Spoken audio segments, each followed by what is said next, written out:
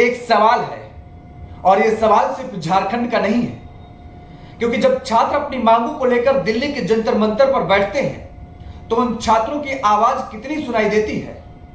जब विपक्ष NEET paper leak जैसे मुद्दे पर प्रधानमंत्री आवास के सामने प्रदर्शन करने की कोशिश करता है तो कहा जाता है सड़क पर राजनीति क्यों, व्यवस्था क्यों बिगाड़ रहे हैं। लेकिन जब तस्वीर झारखंड की है, यहां भर्ती परीक्षाओं में कथित गड़बड़ी और धांधली के खिलाफ छात्रों का आंदोलन लगातार चल रहा है और इसी आंदोलन के समर्थन में एबीवीपी के कार्यकर्ता मुख्यमंत्री हेमंत सोरेन के आवास का घेराव करने निकल पड़ते हैं। बैरिकेड टूटते हैं, पुलिस से धक्का मुक्की होती है, यहां तक कि हाथापाई भी होती है और कई कार्यकर्ताओं को हिरासत में उसके बाद पुलिस की तरफ से लिया जाता है।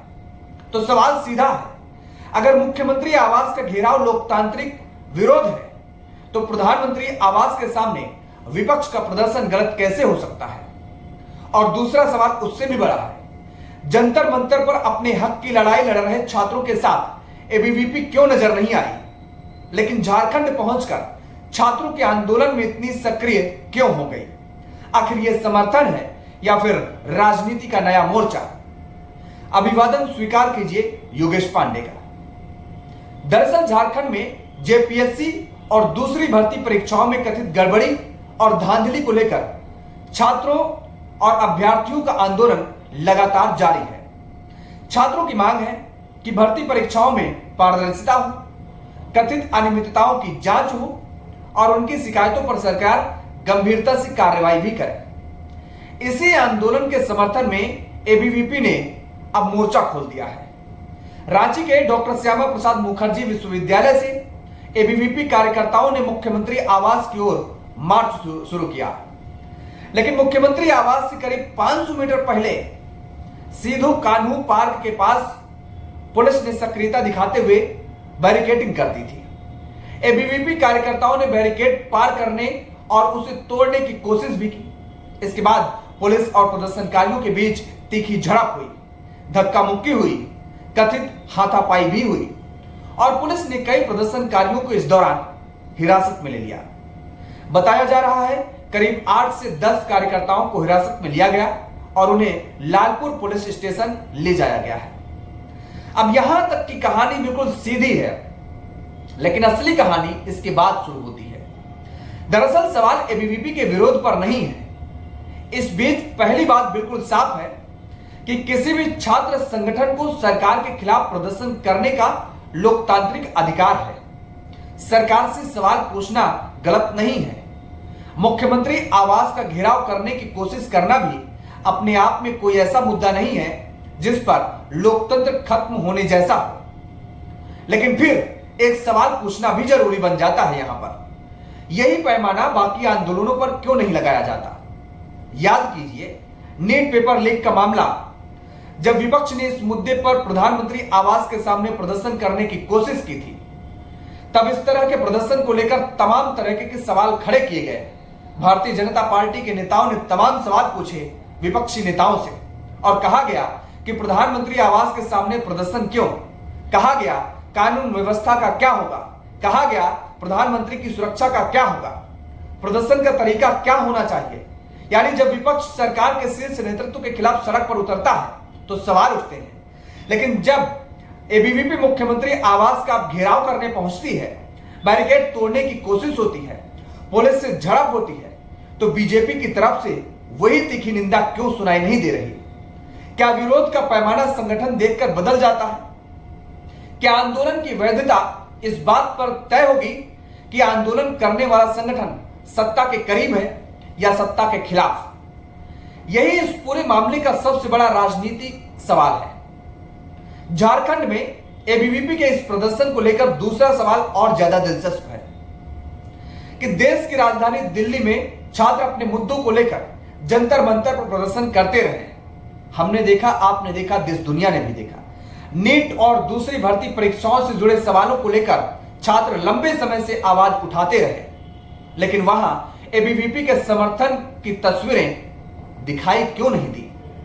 और अगर एबीवीपी वास्तव में छात्रों के हर आंदोलन के साथ खड़ी है तो फिर सवाल बिल्कुल स्वाभाविक है, जंतर मंतर पर प्रदर्शन कर रहे छात्रों के साथ एबीवीपी क्यों नहीं दिखी और झारखंड में अब अचानक इतनी सक्रियता क्यों बढ़ गई? क्या छात्रों की मांग झारखंड में ज्यादा महत्वपूर्ण है और दिल्ली में कम महत्वपूर्ण थी? क्या भर्ती परीक्षा का मुद्दा झारखंड में ही गंभीर है या फिर मामला सिर्फ छात्रों की मांग का नहीं बल्कि राज्य की सत्ता के खिलाफ राजनीतिक दबाव बनाने का भी है? इन सवालों का जवाब एबीवीपी और बीजेपी दोनों को ही देना चाहिए। इस पूरी बहस में एक बात नहीं भूलनी चाहिए, अगर झारखंड के छात्रों की भर्ती परीक्षाओं को लेकर वास्तविक शिकायतें हैं जो कि नजर आ भी रही हैं, अगर उन्हें लगता है कि परीक्षा प्रक्रिया में गड़बड़ी हुई है तो सरकार को उनकी बात सुननी चाहिए। छात्र किसी भी पार्टी के नहीं होते। आज अगर सरकार जेएमएम की है तो सवाल पूछना जरूरी है, कल अगर सरकार बीजेपी की होगी तो भी सवाल पूछना उतना ही जरूरी होगा। और अगर किसी राज्य में छात्रों के साथ अन्याय हो रहा है तो वहां आंदोलन का समर्थन भी होना चाहिए। लेकिन सवाल तब उठता है जब एक ही तरह के विरोध को अलग अलग चश्मे से देखा जाने लगे। विपक्ष प्रदर्शन करे तो अराजकता, सत्ता समर्थक छात्र संगठन प्रदर्शन करे तो आंदोलन। यही दोहरा मापदंड लोकतंत्र में सबसे बड़ा सवाल पैदा करता है।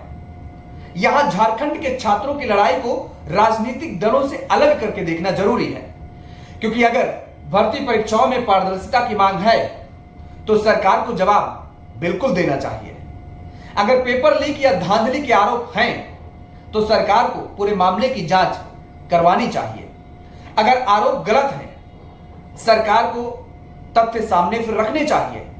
लेकिन छात्रों की समस्याओं का समाधान राजनीति के शोर में दब नहीं जाना चाहिए। और एबीवीपी से भी सवाल यही है, अगर आप छात्रों के साथ हैं तो हर उस छात्र के साथ खड़े क्यों नहीं दिखते जो अपनी परीक्षा, भर्ती और भविष्य को लेकर सड़क पर होते हैं? जंतर मंतर हो या रांची, दिल्ली हो या झारखंड, छात्र की मांग अगर सही है तो समर्थन जगह देखकर नहीं होना चाहिए। क्योंकि लोकतंत्र में असली सवाल यह नहीं कि बैरिकेड किसने तोड़ा, असली सवाल यह है कि क्या छात्रों की आवाज बैरिकेड के इस पार भी सुनी जाएगी? और उससे भी बड़ा सवाल, जब विपक्ष प्रधानमंत्री आवास के सामने प्रदर्शन करे तो उसकी आलोचना, और जब एबीवीपी मुख्यमंत्री आवास का घेराव करे तो खामोशी। क्या लोकतंत्र में विरोध का पैमाना भी राजनीतिक पहचान देखकर तय होगा? झारखंड के छात्रों को राजनीति नहीं, अपने भविष्य का जवाब चाहिए। और सरकार हो या विपक्ष, बीजेपी हो या जेएमएम, एबीवीपी हो या कोई दूसरा छात्र संगठन, छात्रों के सवाल पर एक ही पैमाना होना चाहिए। जो सवाल दिल्ली में जायज है वही सवाल रांची में भी जायज होना चाहिए, क्योंकि छात्र किसी पार्टी के नहीं होते, उनका भविष्य ही उनका सबसे बड़ा मुद्दा होता है। बहरहाल इस पूरे मुद्दे पर आपकी प्रतिक्रिया क्या है कमेंट बॉक्स में जरूर बताएं। और हाँ, चैनल को यदि आपने अब तक सब्सक्राइब नहीं किया है तो चैनल को सब्सक्राइब जरूर करें और वीडियो पसंद आया हो तो लाइक शेयर जरूर करें।